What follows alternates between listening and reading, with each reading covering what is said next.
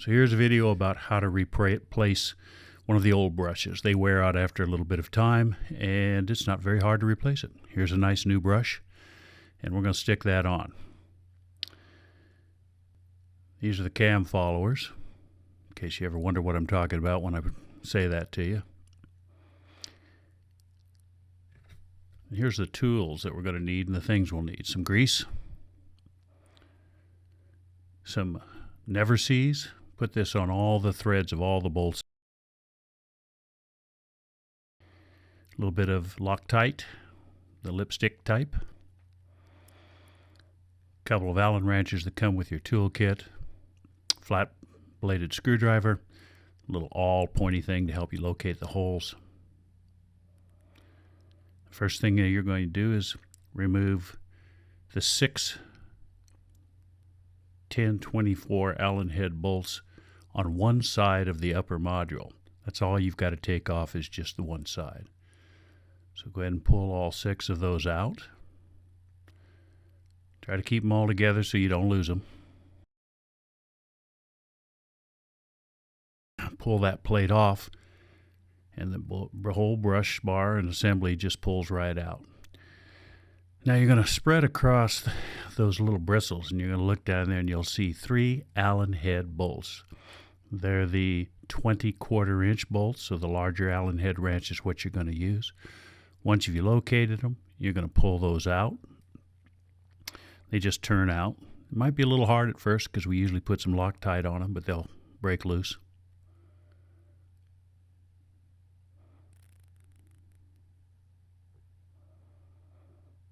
Some of these brushes can get pretty matted up and dirty, so you got to hunt for a little while to find these bolt heads.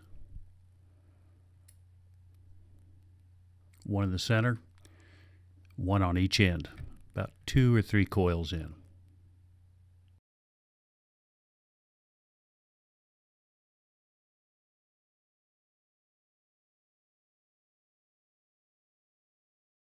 Now you should be able to just slip that off. Some of them are a little corroded, so you may have a little trouble getting that bar out. And then you slip the new brush over it. Take all the way to one side. You have 3 holes in this brush, 3 threaded holes. You're going to want to start on one side. You put about 2 coils in, so count 2 coils from the end of the brush, and then in between the second and third coil, you're going to put a big flathead screwdriver, and you're going to want to twist it so it opens up those 2 coils a little bit, enough to get the bolt in. So you're going to put it right on one side of the bolt hole, which you'll be looking down in and seeing. Twist it, and that exposes that threaded hole. Take your bolt that you've put a little Loctite on, a little never sees on, and get it started by hand or use your Allen head wrench, whatever easier on you. Now once you get it started, you can take the screwdriver out, and the coils will kind of spring back together on the bolt. Tighten that bolt all the way down until the shoulder of the bolt head just catches the top of those steel coils that are holding the brushes.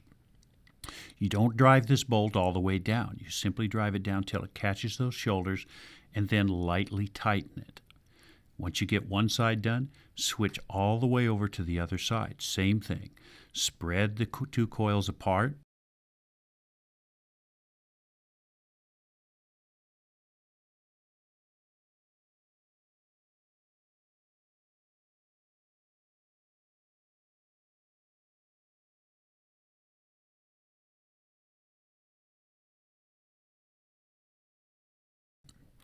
And get your bolt started. Never sees, Loctite.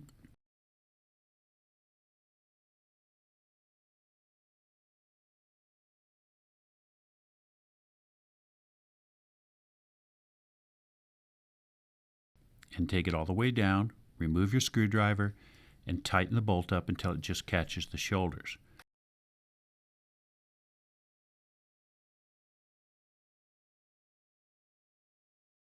Now you go to the center. It doesn't really matter too much where in the center. Find the bolt hole, spread the 2 coils apart with the flat-bladed screwdriver. Never sees, Loctite, put your bolt back in, and same thing. Tighten it down till it just catches the shoulders.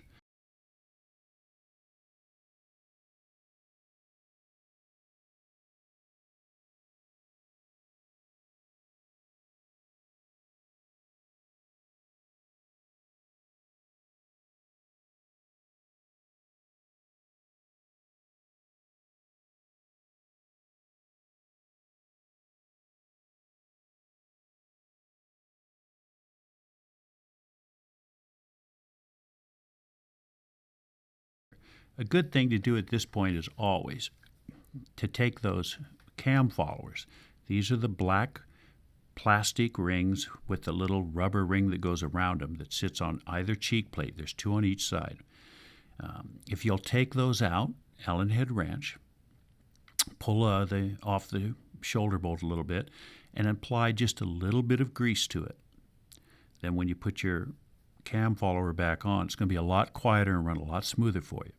Once you put the cam follower back on the shoulder bolt, make sure that you reinstall the little washer that goes on that side between the cheek plate on the shoulder bolt and the cam follower. It's a little flat washer.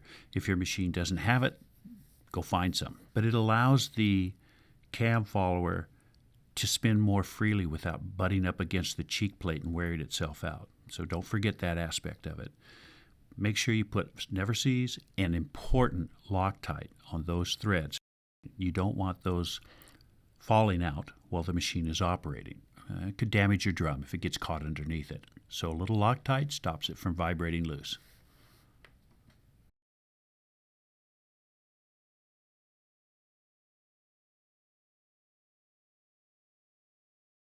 Brushes all back together, and you're ready to put it back into the upper module.